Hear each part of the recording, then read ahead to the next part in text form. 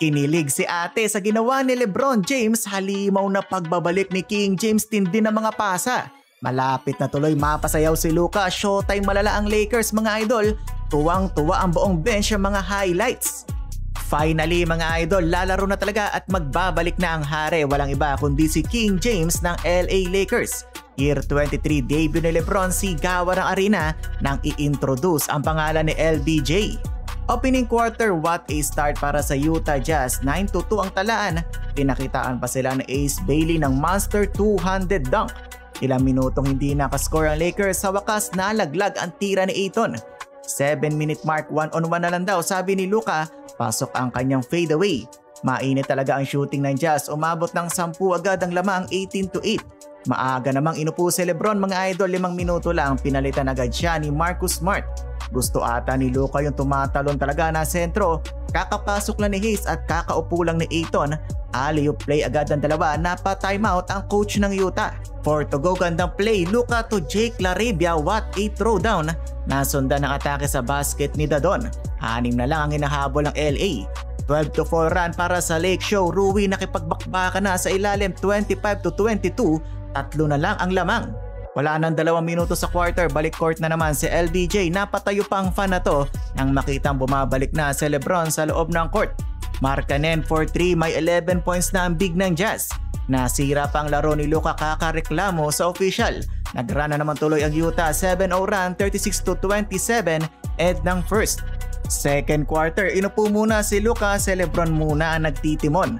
Rib smart play, sinakripisyo ang katawan para makakuha ng offensive foul. Uulitin pa sana to ni AR, yun lang, siya naman ang natawagan. Ayton napasigaw naman nang mabutatan niya ang player ng Utah.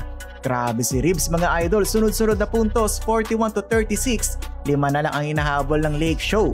Si LeBron na lang ang hindi pa nakakascore sa starting unit, pero meron na siyang 2 assist at 2 rebound. 8-minute mark, finally LeBron for 3, unang punto sa kanyang year 23. Sinundan pa nga na magandang lob ni LBJ to Ayton, 10-2 run for the Lake Show.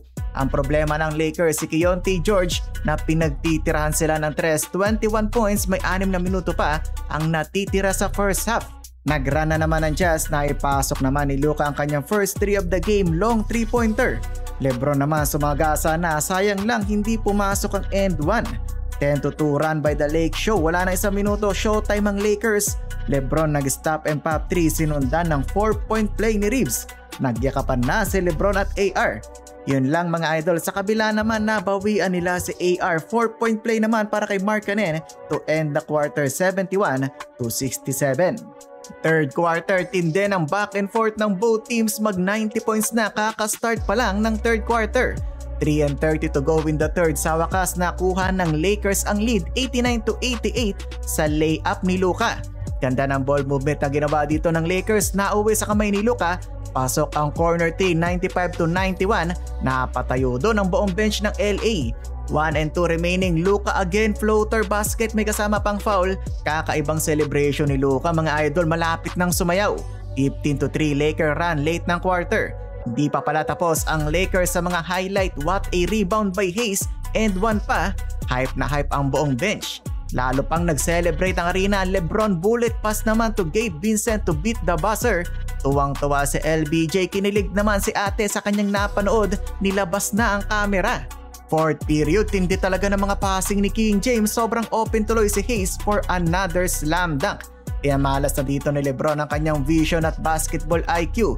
Sunod-sunod na magagandang assist, biglang lumobo ang lamang ng Lakers, 124-105. Double-double agad sa kanyang pagbabalik si LBJ, palakpakan ng arena.